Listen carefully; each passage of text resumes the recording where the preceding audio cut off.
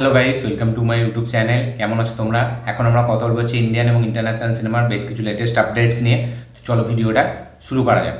সব থেকে যদি প্রথম আমরা কথা বলি সেটা হচ্ছে বাংলাদেশ থেকে। তো বাংলাদেশের আপকামিং তিনটে ফিল্ম, একটার নাম হচ্ছে নীলচক্র যেটা আরিফিন শুভ আছে, আর একটার নাম হচ্ছে দরদ যেটা মেগাস্টার শাকিব খান আছে, আর একটা আছে আমাদের জংলি যেটা সিয়াম আহমেদের সিনেমা। তো দরদ সেপ্টেম্বরে রিলিজ হবে আমরা সকলেই জানি, কিন্তু এখন আপডেট উঠে আসছে যে নীলচক্রর যে পরিচালক সেও এই সিনেমাটি সেপ্টেম্বরে রিলিজ দেওয়ার প্ল্যান করছে।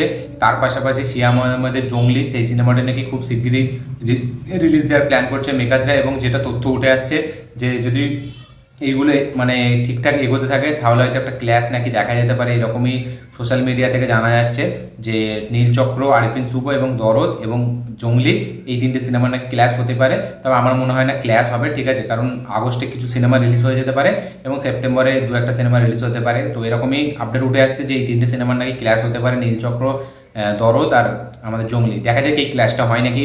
এই তুফানের সাথে জংলি সিনেমাটার ক্ল্যাশ হওয়ার কথা ছিল কোরবানি ঈদে, কিন্তু সেটা ফাইনালি হয়নি, এবং সেটা হয়নি সেটা জংলি সিনেমার জন্য খুবই ভালো, কারণ তুফান একটা তাণ্ডব চালিয়েছে বাংলাদেশে, ঠিক আছে, সেটার সামনে কোনো সিনেমায় টিকতো না। তো আমি বলবো মেকার্সরা খুবই ভালো ডিসিশন নিয়েছিল যে এই সিনেমাটাকে পিছিয়ে নিয়েছে।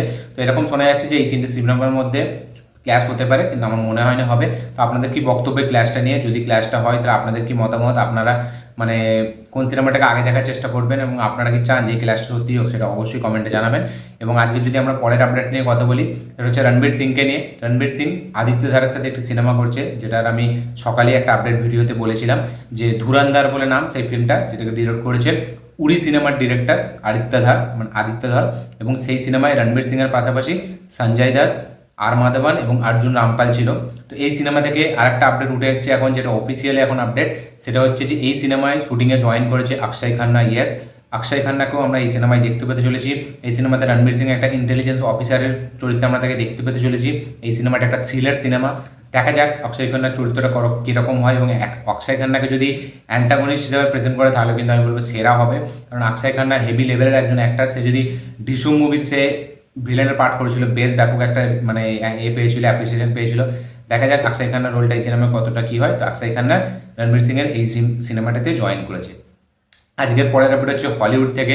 তো গ্ল্যাডিয়েটার 2, যেটা গ্ল্যাডিয়েটার প্রথম পার্টটা, যেটা দু হাজার সালে মনে এসেছিল, তার অনেক দিন পর গ্ল্যাডিয়েটার 2 আসবে, এটা আমি অনেকদিন আগে আপডেট দিয়েছিলাম।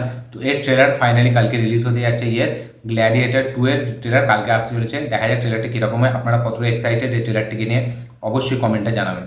আজকের পরের আপডেটটা আমাদের বাংলা থেকেই।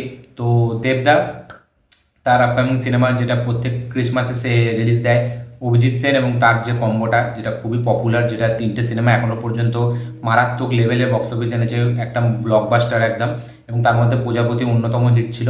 তো অভিজিৎ সেনের সাথে এই সিনেমাটি আসবে, এটা তো আমরা সকলেই জানতাম।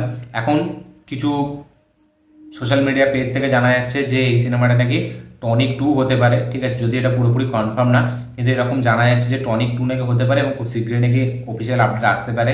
দেখা যাক কী হয়। এবং টনিক 2 হবে এটা কিন্তু অনেক আগে থেকেই শোনা যাচ্ছিল যে মিঠুন এবং পরাণ বন্দ্যোপাধ্যায় দুজনকে নিয়েই দেব একসাথে আসবে, এবং সেটা টনিক 2 হতে চলেছে। দেখা যাক এটা হয় নাকি, এবং অফিসিয়াল আপডেটটা কতদিন পর আসে।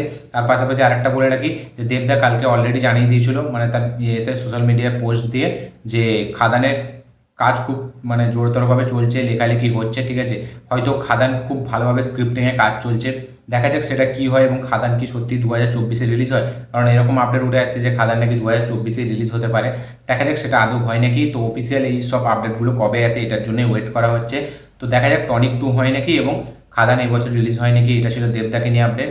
পরের আপডেট হচ্ছে আমাদের রায়ান রাফিকে নিয়ে। তো রায়ান রাফি, যেটা প্রচুর কন্ট্রোভার্সি এখন টপিক, রায়ান রাফি যেটা বলেছিল যে সুপারস্টারদের নিয়ে কাজ করবে, তারপরে দেবদা সেটা খোলাসা করে, সেটা নিয়ে বিশাল ঝড়। আমাদের কলকাতার ইউটিউবার অরিত্রদাকে বিশালভাবে টার্গেট করা হয়েছে এটা নিয়ে, সে বলেছিল বলে, এবং কিছু সিনেমা রিলেটেড তুফান নিয়ে তো প্রচুর কন্ট্রোভার্সি হচ্ছে। তো সেই কারণে আজকে দেখলাম সিনেব্রোস থেকে একটা ভিডিও এসেছে অরিত্রদাকে নিয়ে, ঠিক আছে। তো এইসব চলছে। তো যাই হোক, এখন রায়ান রাফি কালকে লাইভে এসেছিলো, ফেসবুক লাইভে। তো সেখানে সে জানিয়েছে, একদম পুরো ক্লিয়ারলি বলেছে যে তুফান রিলিজের সময় যখন সে কলকাতায় এসেছিল, তখন তাকে একটি বড় সুপারস্টার তার বাড়িতে গিয়েছিলেন তিনি, এবং তার সাথে কথাবার্তা হয়েছে, এবং সে নাকি বাংলার খুবই একটা বড় সুপারস্টার, সেটা লাইভ ভিডিওতে একদম বলেছে, এবং তার সাথে একটা প্রজেক্ট নিয়ে তাদের মধ্যে কথাবার্তা হয়েছে। হয়তো খুব শীঘ্রই সেটা হতেও পারে, আবার কিছুদিন পরও হতে পারে।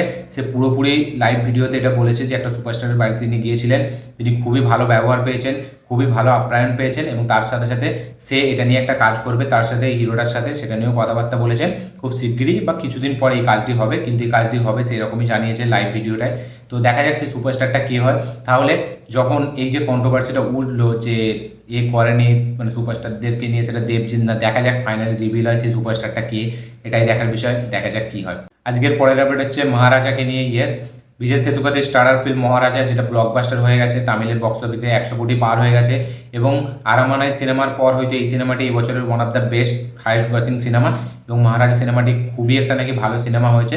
তো এই সিনেমাটি 12 জুলাই আসছে হিন্দি ডাবিংয়ের সহ নেটফ্লিক্সে। দেখা যাক এই সিনেমাটি কীরকম কী হয়, আমি দেখিনি এখন, এই সিনেমাটি দেখবো, দেখার পরে সেটা রিভিউ আসবে আমার চ্যানেলে। দেখা যাক মহারাজা সিনেমাটি আমার কেমন লাগে।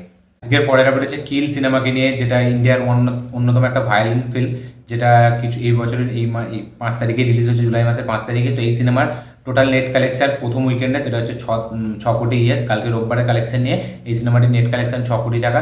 এই সিনেমাটি খুবই পজিটিভ ওয়ার্ড অফ মাউথ পেয়েছে, খুবই ক্রিটিক্যালি অ্যাক্লেমড হয়েছে, কিন্তু বক্স অফিসে সেরকম সাকসেস পাচ্ছে না, যেহেতু নতুন হিরো, চেনা কোনো মুখ নেই। তো দেখা যাক পরবর্তীকালে স্লো স্টার্ট নিয়ে এই সিনেমাটি আগে বেরোতে পারে নাকি, এটাই দেখার বিষয়।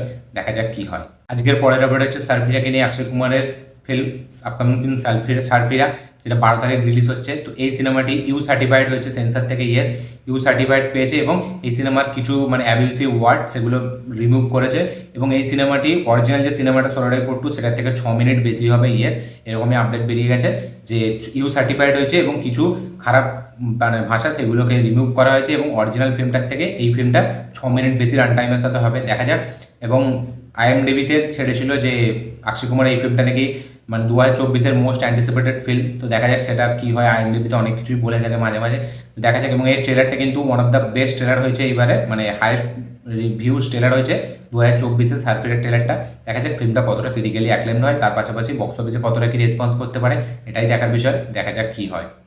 আজকে লাস্ট আপডেট হচ্ছে গোড সিনেমাকে নিয়ে। থালাপতি বিজয়ের upcoming cinema the greatest of all time. এই সিনেমাটি তেলেগু ডিস্ট্রিবিউশনে মাইথিলি মুভি মেকার্স তারা ডিস্ট্রিবিউট করবে তেলেগু এটা। তো তেলেগুতে মাইথিলি মুভি মেকার্স এটা ডিস্ট্রিবিউট করবে। তো দেখা যাক গোড সিনেমাটি তেলেগু বক্স অফিসে কীরকম কী জাদু চালায় এবং থালাপতি বিজয়ের এই সিনেমাটি কীরকম কী হয় সেটাই দেখার বিষয়। দেখা যাক কী হয়। এই ছিল টোটাল আপডেটস, ইন্ডিয়ান এবং ইন্টারন্যাশনাল আপডেটস। এই আপডেটগুলোর মধ্যে কোন আপডেটটা পেয়ে আপনারা বেশি এক্সাইটেড অবশ্যই কমেন্টে জানাবেন।